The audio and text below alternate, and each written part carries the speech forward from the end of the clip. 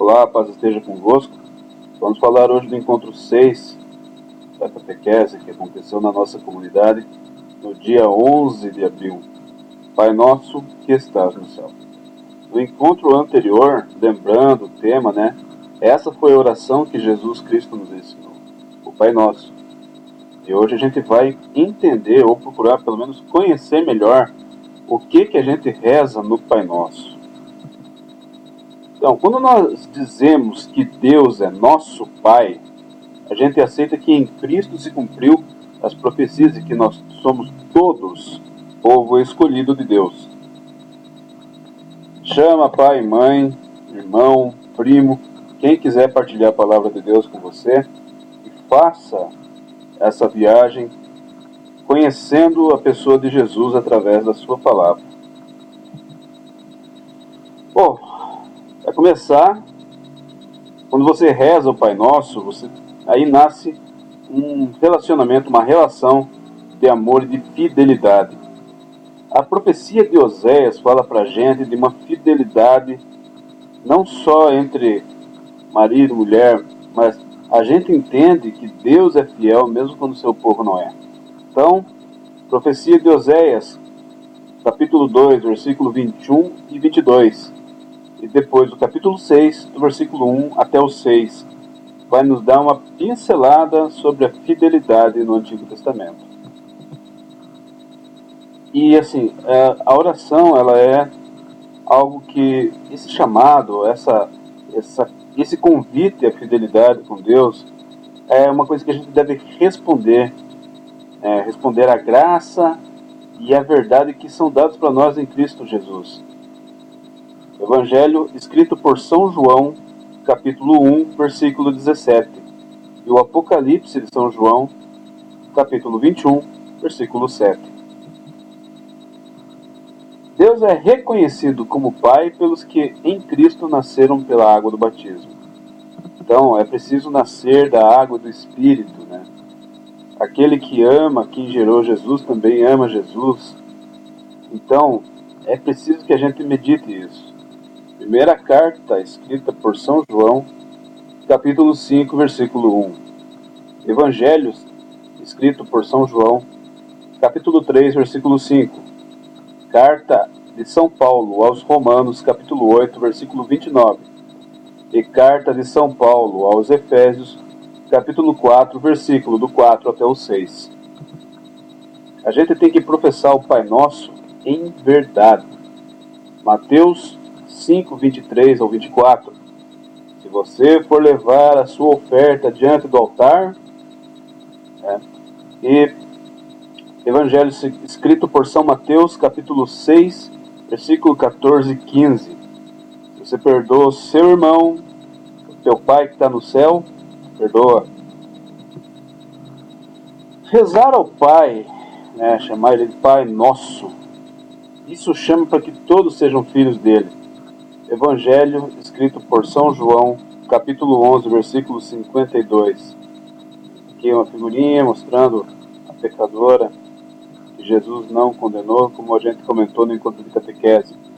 Deus não condena ninguém. Então, quando a gente reza que estais no céu, tem que ter uma noção que céu não é um espaço físico que está em cima da nossa cabeça, mas a majestade de Deus.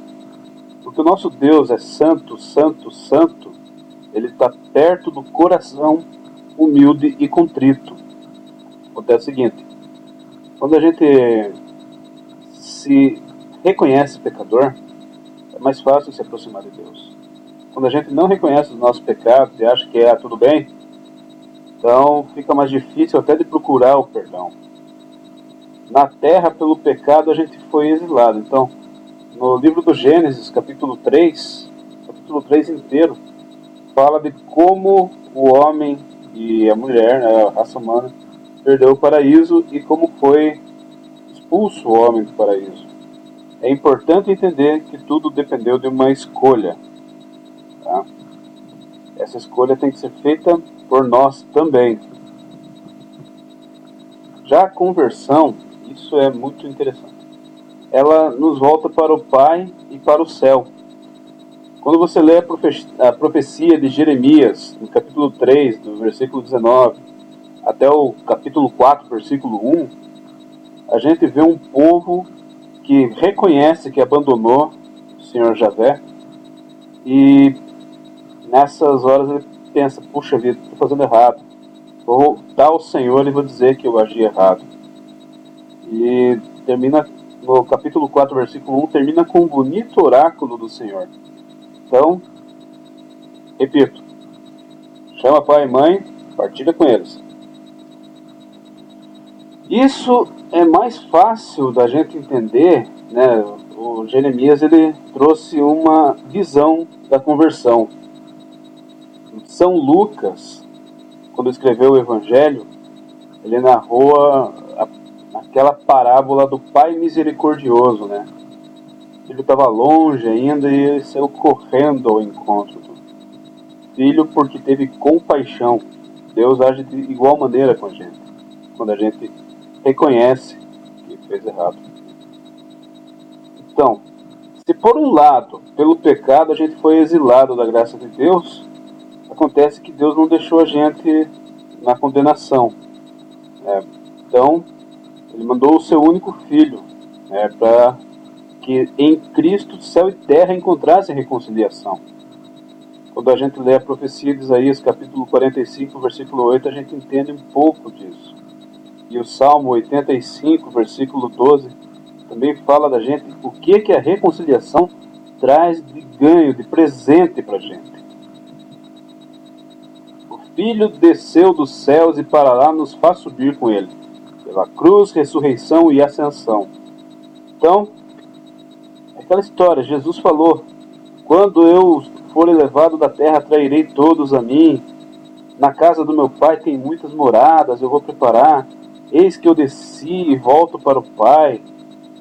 Essas passagens do Evangelho fazem com que a gente enxergue isso, e a gente confere isso no Evangelho escrito por São João, capítulo 12, versículo 32, capítulo 14, versículo do 2 e o 3, capítulo 16, versículo 28, capítulo 20, versículo 17. Também a gente pode ver isso na carta que São Paulo escreveu aos Efésios, capítulo 4, versículo 9 e 10. Na carta aos Hebreus, capítulo 1, versículo 3. E na carta aos Hebreus, capítulo 2, versículo 13. Quando a igreja reza Pai Nosso que estás no céu, professa que todos nós somos um povo escolhido e já participante do céu na pessoa de Jesus Cristo. Já assentado no céu. Isso que São Paulo conta para nós na carta aos Efésios, capítulo 2, versículo 6. Porque a nossa vida, segundo São Paulo diz na carta aos Colossenses, capítulo 3, versículo 3, ela está escondida. A gente age como se estivesse morto, né? Mas Cristo, nossa vida de verdade, está escondida. Enquanto isso, ao mesmo tempo, a gente deseja, aqui tem uma figurinha que mostra os anjos ajoelhados diante da majestade de Deus, da Arca da Aliança e tudo mais, o desenho aqui, e todo o povo esperando para se encontrar com esse Deus.